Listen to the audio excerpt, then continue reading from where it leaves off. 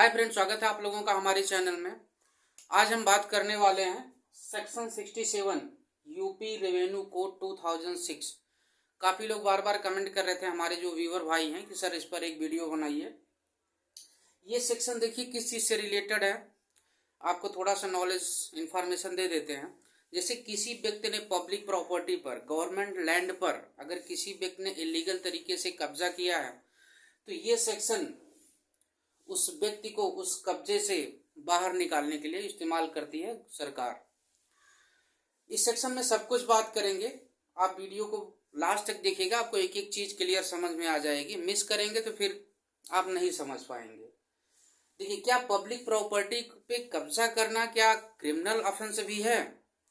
यदि कोई कब्जा करता है तो उसको कितना कंपनसेशन देना पड़ेगा? इन सारी बातों को, यदि किसी व्यक्ति के खिलाफ जो नोटिस इस सेक्शन में इशू हुई है तो वो क्या कर सकता है, इन सारे क्वेश्चन का आंसर हम इस वीडियो में देंगे।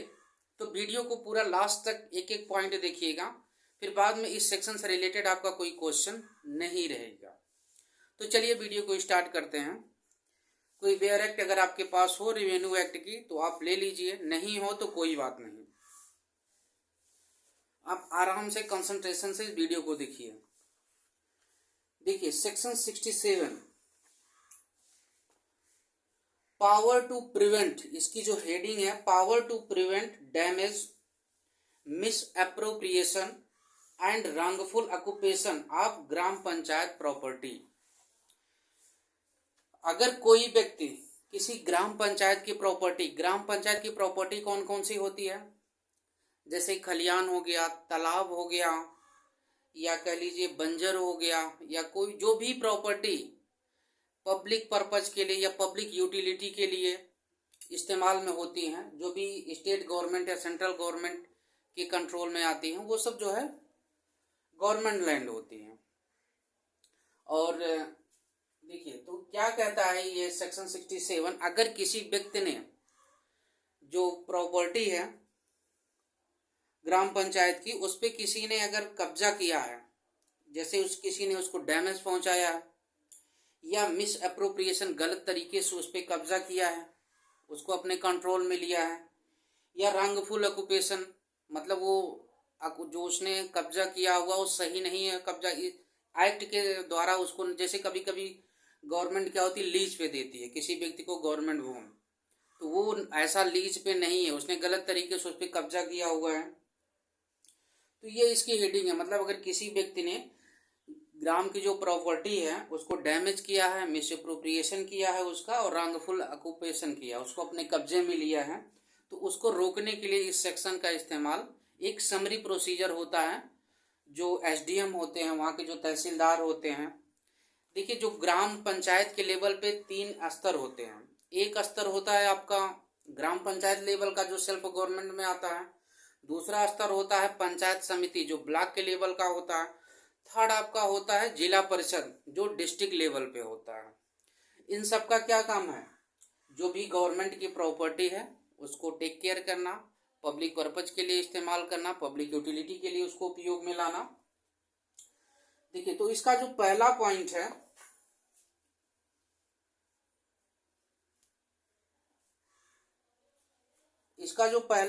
है, वेयर एनी प्रॉपर्टी इंटरेस्टेड और deem to be interested under the provision of this code to gram panchayat. ऐसी कोई प्रॉपर्टी, यहाँ इमूवेबल प्रॉपर्टी की बात हो रही है, जो लैंड वगैरह है, या लैंड पे कोई ट्री वगैरह है, या कोई बिल्डिंग वगैरह बनी है, ऐसी कोई प्रॉपर्टी इंटरेस्टेड और deem to be interested under the provision of this code to gram panchayat. मतलब ऐसी कोई प्रॉपर्टी जो सरकार की है या सरकार को मिलनी चाहिए ग्राम पंचायत इस कोड के अनुसार, और अदर लोकल अथॉरिटी जैसे हमने बता दिया कि 3 स्तरीय होती हैं, सेल्फ गवर्नमेंट, जिला परिषद और पंचायत समिति और gram panchayat, is entitled to take possession of any land under the provision of this code. इस कोड के अनुसार वो जो है गवर्नमेंट इंटाइटल है या पंचायत इंटाइटल है कि उस प्रॉपर्टी को अपने कब्जे में लेने के लिए, उस पोजीशन को अपने कब्जे में लेने के लिए otherwise authority entitled to take possession of any land under the provision of this code and such land is occupied otherwise than in accordance with the said provisions। मतलब जिस व्यक्ति ने उस प्रॉपर्टी को अपने कब्जे में किया है इस प्रोविजन के द्वारा उसको नहीं दिया गया है, मतलब उसको कोई लीज या पट्टा ऐसा कुछ उसको नहीं किया गया है जो इस प्रोविजन में बताया गया है। इसके अलावा उसने जो है बिना गवर्नमेंट की अनुमति के उसने उस पर कब्जा बनाया हुआ है। ठीक है। सेट प्रोविजन द भूमि प्रबंधक समिति, जो लैंड मैनेजमेंट कमेटी होती है जैसे जो ग्राम पंचायत होती है, और अदर अथॉरिटी और द लेखपाल, लेखपाल भी एक्शन ले सकते हैं। As the case may be shall inform to the assistant collector concerned in the prescribed, जो भी prescribed माइनर है उस किसको, जैसे लैंड मैनेजमेंट कमेटी है, land management committee, local authority,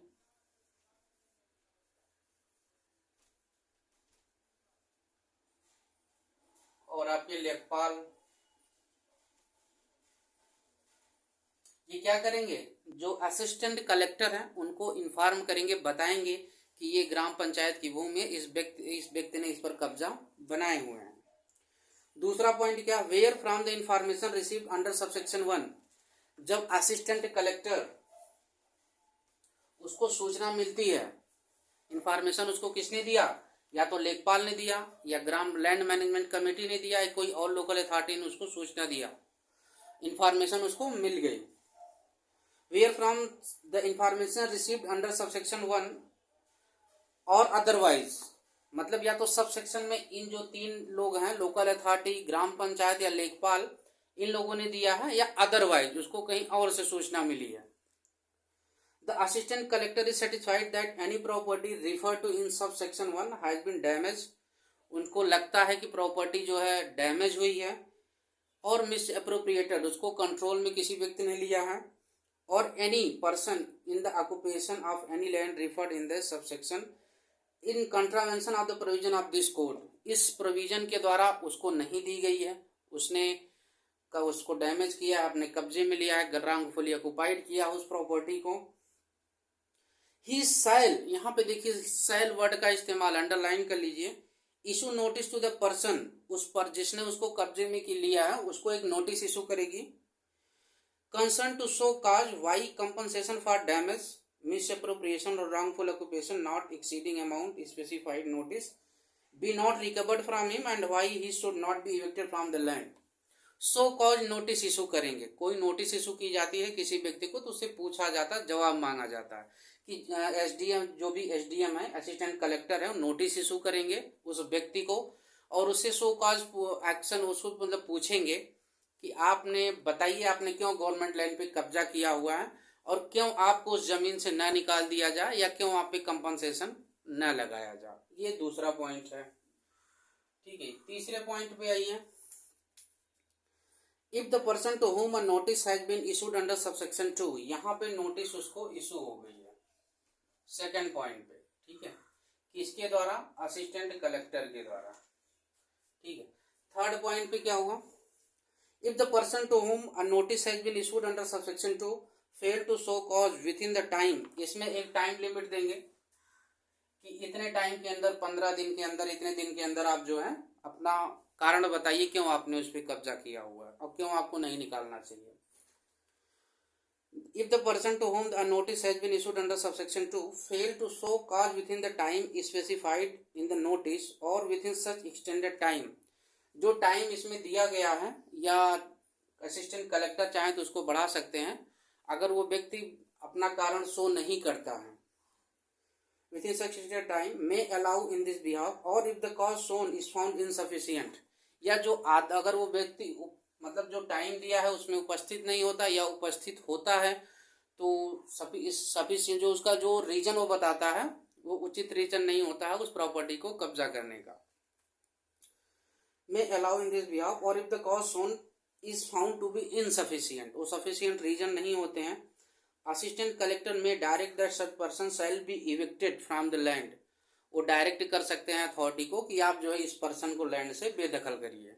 assistant collector for the purpose use और cause to be use such force as may be necessary. यदि वो व्यक्ति नहीं निकलता, मतलब अगर वो प्रेम से नहीं हट रहा है वहां पे, तो उसके खिलाफ जो है पुलिस बल या जो भी फोर्स है उसका इस्तेमाल उस व्यक्ति के खिलाफ किया जा सकता है। एंड में direct that amount of compensation, और ये भी निर्देश दे सकते हैं कि जो भी कंपनसेशन होगा उस व्यक्ति से वसूला जाए। कितना कंपनसेशन होगा अभी हम इसके लिए बात कर लेंगे। फॉर डैमेज और misappropriation of the property for wrongful occupation as the case may be recovered from such person as arrear of the land.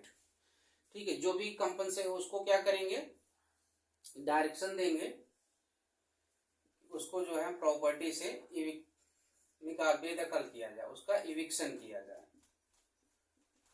Eviction किया जाए। देखिए जो ये अगर ये उपस्थित नहीं होता है तब भी, और अगर ये उपस्थित होता है सफिशिएंट रीजन नहीं है तब भी उसके इविक्शन के लिए डायरेक्शन देंगे, प्लस जो कंपनसेशन जब से उसने उस प्रॉपर्टी पे कब्जा बनाया हुआ है उसके कंपनसेशन के लिए भी डायरेक्शन देंगे। ये थर्ड पॉइंट हो गया। आइए फोर्थ पॉइंट देखते हैं। If the assistant collector is of opinion that person showing cause is not guilty of the causing damage, मतलब जो असिस्टेंट कलेक्टर हैं अगर उनकी ओपिनियन जो भी वो देखते हैं कि जो व्यक्ति ने वो गिल्टी नहीं है, जो भी मतलब वहां पे रिपोर्ट दी गई है वो उस सेक्शन के अंतर्गत वो अगर गिल्टी नहीं होते हैं, अंडर सब सेक्शन 3 और 4, जो सेक्शन 3 और 4 में जो नोटिस उसको दी गई है, अगर वो व्यक्ति वहां पे आता है अपना सो कॉज बताता है कि क्यों मैंने इस पे कब्जा किया, क्या रीजन है, अगर any person agreed by an order 4 पे आइए, माफ कीजिएगा। If the person opinion that person showing the cause is not guilty of the causing the damage और मिसअप्रोप्रिएशन और wrongful occupation referred in this notice under subsection 2 shall be discharge notice।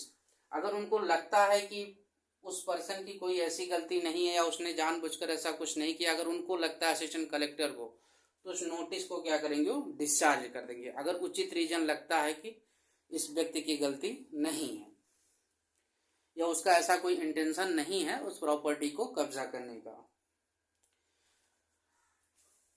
Notice को क्या करेंगे, discharge कर देंगे of the notice. 4 में notice को क्या होगा, डिस्चार्ज कर देंगे। 5 पे आइए। Any person aggrieved by an order of assistant collector under subsection 3 और सबसेक्शन 4, कोई पर्सन, देखिए यहाँ पे सबसेक्शन 3 इविक्शन का ऑर्डर दे दिया और यहाँ पे डिस्चार्ज कर दिया। यहाँ पे अगर इविक्शन का ऑर्डर देंगे तो उस व्यक्ति के पास ऑप्शन है, और यहाँ पे अगर नोटिस को डिस्चार्ज करेंगे तो जो अथॉरिटी है गवर्नमेंट उनके पास ऑप्शन है क्या, अपील में जाने का। सेक्शन 3 और 4 में within 30 days from the date of order preferred an appeal to the collector. किसके पास जाएंगे, 30 डेज के अंदर, जिस दिन से उन्होंने ऑर्डर दिया है या नोटिस को डिस्चार्ज किया है या उन्होंने डायरेक्शन दिया है उनको बेदखल करने का, उसके 30 दिन के अंदर जो है कलेक्टर के पास जो व्यक्ति अपील में जा सकते हैं। ये 5th पॉइंट है। 6 देखिए। Not withstanding anything content in any other provision of this code, इस कोड में कुछ भी लिखा हो, किसी पार्ट में कुछ भी लिखा हो, and subject to the provision of this section, इस सेक्शन में जो प्रोविजन दिए गए हुए हैं, subject to the provision of this section, every order of the assistant collector under this section shall subject to the provision of subsection 5 be final। अगर कोई व्यक्ति अपील में नहीं जाता, जो 30 दिन का टाइम पीरियड है, अगर उस व्यक्ति को बेदखली का ऑर्डर असिस्टेंट कलेक्टर ने दे दिया और वो 30 दिन के अंदर अपील में नहीं जाता है इस सेक्शन में, ठीक है, कलेक्टर के पास यदि वो अपील में नहीं जाते हैं तो ये जो ऑर्डर होगा असिस्टेंट कलेक्टर का वो फाइनल होगा। यदि अपील में जाते हैं तो जो कलेक्टर का ऑर्डर होगा ये फाइनल होगा। ये बोल रहा है सेक्शन 6 में। 7 में आइए। 7 point, the procedure to be followed in any action taken under this section shall be such as may be prescribed. जो प्रोसीजर दिया गया हुआ है, प्रोसीजर क्या दिया गया हुआ, 2016 जैसे उत्तर प्रदेश रेवेन्यू कोड का रूल्स है 2016 का, उसमें प्रोसीजर दिया हुआ है किस तरीके से। देखिए उसका जो सेक्शन है रूल का 66 रूल है, UP revenue code rule 2016 66 section है उसका, उसमें उसका प्रोसीजर दिया गया हुआ है। बात कर लेते हैं इसमें। देखिए कंपनसेशन कितना बनेगा। कंपनसेशन जो सर्किल रेट पे जो कलेक्टर किसी जमीन की जो वैल्यूएशन करते हैं, सर्किल रेट होता है किसी भी लैंड का, उसका जो वैल्यू, जैसे मान लेते हैं ये एक प्रॉपर्टी है, इस प्रॉपर्टी का मान लीजिए सर्किल रेट है 1,00,000 रुपए, ठीक है। किसी व्यक्ति ने इस पे इलीगल तरीके से, रांगफुल तरीके से इस पे कब्जा किया हुआ है, इसका कंपनसेशन कितना बनेगा, 1,00,000 रुपए है। इसका जो इवेल्युएशन मान लीजिए कलेक्टर ने सर्किल रेट रखा 1,00,000 रुपए, इसका जो है 5% पर ईयर के हिसाब से, 5% मीन्स 5,000 रुपए, ठीक है। 5,000 रुपए पर ईयर। अगर मान लीजिए इस व्यक्ति ने 10 साल से इस प्रॉपर्टी पे कब्जा बनाया हुआ है तो 5 10 जा 50,000 रुपए इस पर कंपनसेशन लगाया जा सकता है। उसको निकाला जाएगा, साथ में एक कंपनसेशन भी उससे वसूला जाएगा। अगर कोई व्यक्ति बार बार जो है गवर्नमेंट प्रॉपर्टी पे, जैसे एक बार उसको हटा दिया गया,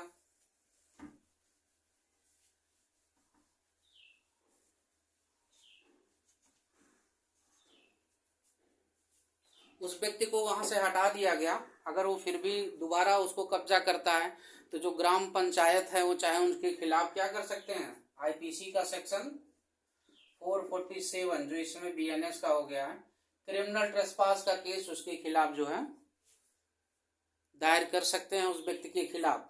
और साथ में अगर जो है public prevention to damage of public property act, उसका जो सेक्शन 3 है, इसमें जो है सजा जो है क्या होती है, 5 साल तक, अप टू 5 ईयर इम्प्रिजनमेंट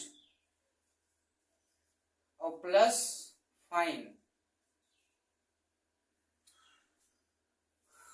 तो इसमें मतलब अगर आप किसी व्यक्ति ने पब्लिक प्रॉपर्टी पे कब्जा किया हुआ तो उस पर आईपीसी के सेक्शन 447 और प्लस साथ में अगर उस पर ये भी सेक्शन अप्लाई हो सकता है, prevention to damage of public property act, ये क्रिमिनल जो है केसेस हैं उसके खिलाफ जो है लगाए जा सकते हैं। तो आप पब्लिक प्रॉपर्टी पे कोशिश ना कीजिए कब्जा करने की, जो कि गवर्नमेंट की प्रॉपर्टी है। देखिए अगर किसी व्यक्ति के खिलाफ, एक बात और कर लेते हैं कि नोटिस इशू हो गया,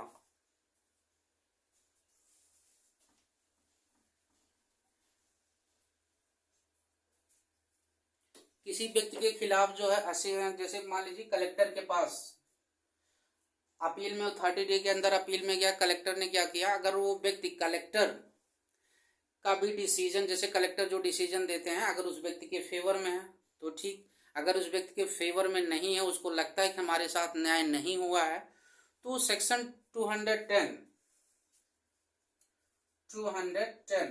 यूपी रेवेन्यू कोड का, उसमें रिवीजन में जा सकते हैं। रिवीजन कब होता है, जैसे जो ज्यूरिसडिक्शन थी रेवेन्यू कोड की उसको एक्सरसाइज नहीं किया है, या एक्सरसाइज करने में वो मतलब जो ऑफिसर हैं वो फेल हो गए हैं, या इलीगल तरीके से उसका जो है एक्सरसाइज किया गया है, या जो प्रोसीजरल कोई डिफेक्ट है।